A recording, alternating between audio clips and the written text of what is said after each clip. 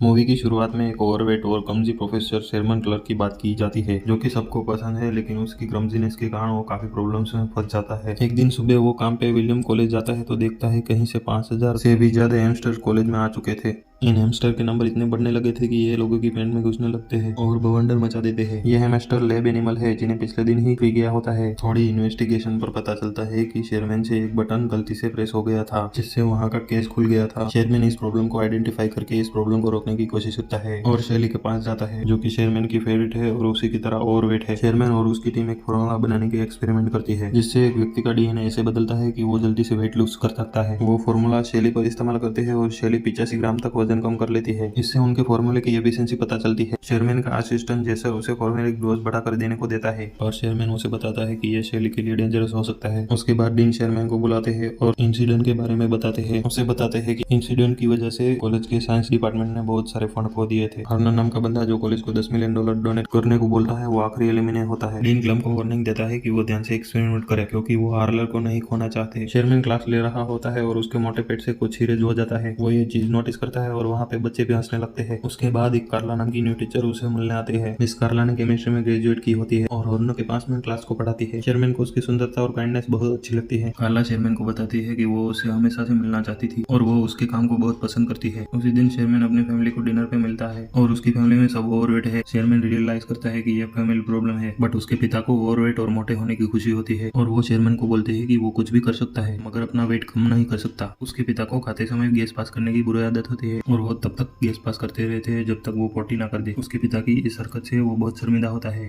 उसकी माँ उसे बोलती है कि चाहे वो बाहर से कैसे भी दिखता हो, मगर उसका दिल साफ और सुंदर है और ये बहुत ही जरूरी होता है। यह सब सुनकर शेयरमैन मोटिवेट हो जाता है और कार्ला के घर डेट के लिए पूछने को चला जाता है। कार्ला डेट के लिए जाने के लिए हाँ कर देती है, जिससे शेयरमैन बहुत ही खुश हो जाता है और फ्राइडे को तो आइसक्रीम जाने का प्लान बनाता है। जब वो घर आता है तो उसके चेहरे पर बहुत ही स्माइल होती है और फाइनली अब वो अपनी पसंद की लड़की के साथ डेट पर जा रहा होता है।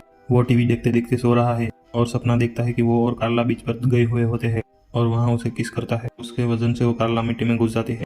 शेयरमैन डर के मारे उठता है। टीवी का host yes I can, yes I can, yes I can बोल रहा होता है और ये सुनकर शेयरमैन भी यस आई कैन रिपीट करता है और अपना वजन किसी भी तरह कम करने के लिए तैयार हो जाता है। डेट के कुछ दिन पहले शेयरमैन जुम्बा क्लास और जिम लेता है। फिट होने के लिए उसे अभी काफी मेहनत करनी होती है। वो लोग फ्राइडे को क्लब जाते हैं और बहुत एंजॉय कर रहे होते हैं, मगर रेजी नाम का एक कॉमेडियन स्टेज पर आता है। वो ऑडियंस में बैठे हुए लोगों की इंसल्ट करके उन्हें हंसाता रहता है। जब वो शेयरमैन पे आता है तो उसकी हद से ज्यादा इंसल्ट कर देता है। अब ये सुनकर शेयरमैन को रोना आ जाता है। फिर वो कार्ला को घर छोड़ता है। कार्ला शेयरमैन को बेटर फील कराने के लिए उसकी तारीफ करती है।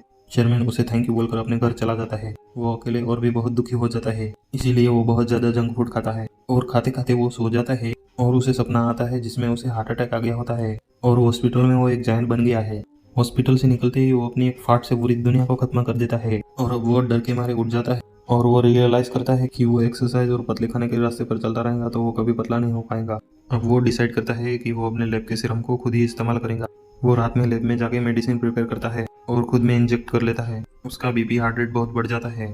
तभी कंप्यूटर स्क्रीन पर मैसेज आता है कि डीएनए रिस्ट्रक्चरिंग कंप्लीट। अगली सुबह जब वो उठता है तो वो हैरान हो जाता है, क्योंकि अब वो एक फिट और यंग आदमी बन चुका था। उसको बहुत ज्यादा खुशी होती है और वो बाहर जाकर सबको बताता है। सबसे पहले वो शॉपिंग करने के लिए मॉल में जाता है और उसी दिन जब वो लैब में काम कर रहा होता है तब वहाँ कार्ला आती है और उसे पहचान नहीं पाती है। शेयरमैन खुद को बड़ी लक के नाम से इंट्रोड्यूस करता है और खुद को शेयरमैन का लैब असिस्टेंट बताता है। वो उससे क्लब में जाने के लिए पूछता है। कार्ला थोड़ा सोच कर हाँ कर देती है, क्योंकि वो शेयरमैन का असिस्टेंट होता है। अचानक से बड़ी की फिंगर स्वेल करने लगती है। वो शेयरमैन में बदले उससे पहले ही कार्ला को बाहर कर देता है। कार्ला शेयरमैन से मिलती है और उसे बड़ी के बारे में बताती है और ये भी कि वो उसे डेट पर कब ले जाना चाहता है। शेयरमैन उसे बोलता है कि बड़ी एक अच्छा इंसान है और उसे जाना चाहिए।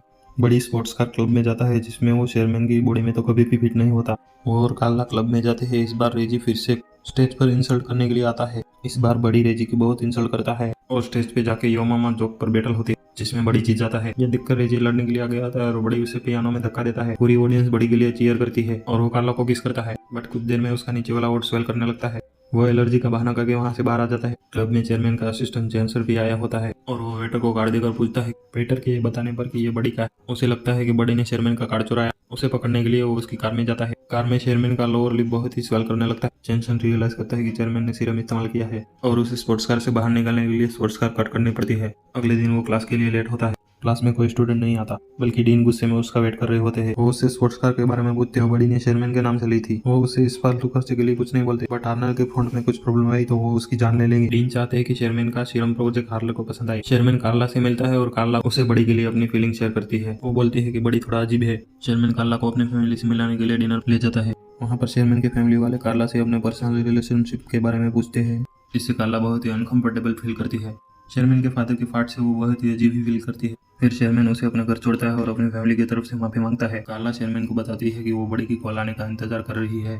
ये सुनकर शेयरमैन को एहसास होता है कि वो कार्ला के पास सिर्फ बड़ी बनकर ही जा सकता है और इसीलिए वो लैब में सीरम कंज्यूम करने जाता है। मगर जेंसर उसे मना करता है, क्योंकि जब भी वो सीरम लेता है उसका टेस्टोस्टेरोन लेवल बहुत ही बढ़ जाता है और बड़ी बिल्कुल भी शेयरमैन जैसा नहीं होता। और अगर ये ज्यादा देर तक किया तो बड़ी शेयरमैन की बॉडी पर कब्जा कर लेगा। जेसन उसे रोकने की कोशिश करता है, लेकिन बड़ी बहुत चालाक है। बड़ी कार्ला को होटल लेके जाता है, जहाँ अर्नब शेयरमैन का वेट कर रहा होता है। डीन और हार्ला शेयरमैन का आइडिया बड़ी को प्रेजेंट करने के लिए बोलता है और बड़ी हार्नर को अच्छे से एक्सप्लेन करता है और वहाँ खड़ी लड़कियों को फिजिकल डिस्क्राइब करता है और साथ ही शेयरमैन के नाम का पूरा क्रेडिट ले लेता है।